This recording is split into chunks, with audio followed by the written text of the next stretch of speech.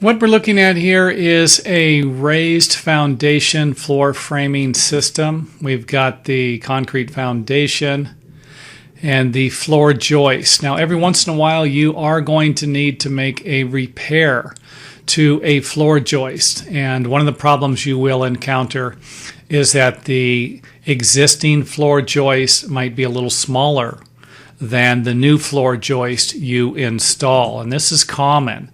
If that is the case, if you have a floor joist that your new floor joist you purchased to install might be 9.5 inches, let's say, and the existing floor joist might be 9.25 inches.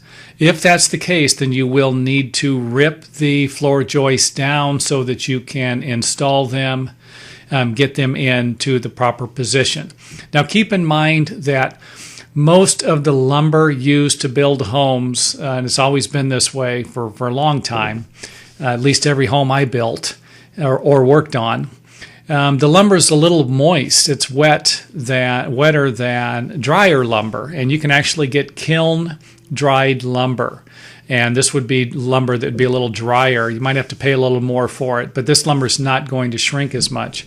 If you install wet lumber or lumber that would just be construction standard lumber, it could actually shrink, and it might create problems for you. It might not, depending upon the type of repair you're doing. I just wanted to point that out.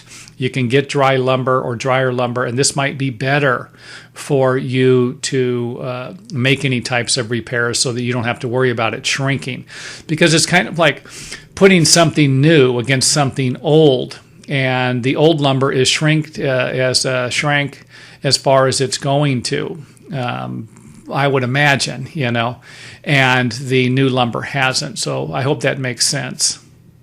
Now, what if the floor joist that you are purchasing is a little smaller than the existing floor joist?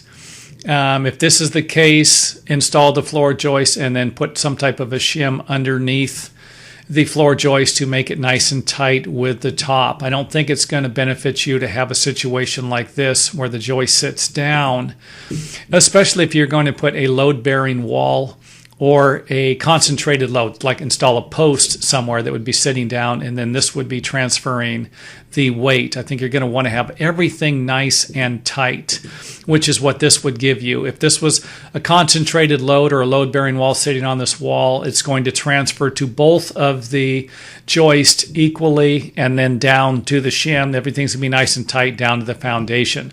If you have a gap, then this could be a problem. You could actually put most of the load on a 1.5 inch area, and that might not be something that your building inspector or your structural engineer will like. So just to recap everything, if you have an existing joist that is smaller than the new joist, you will simply rip the new joist down, or at least rip it down maybe to about 12 inches and then to where you can get it in here, or 3.5 inches. You might need to rip it a little farther so that you can slide it one way and slide it back to get it over a beam and then back onto the wall.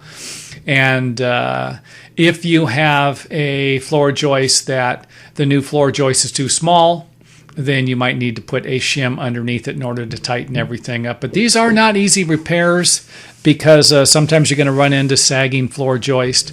And I believe I have other videos on that. You can always check those out as well.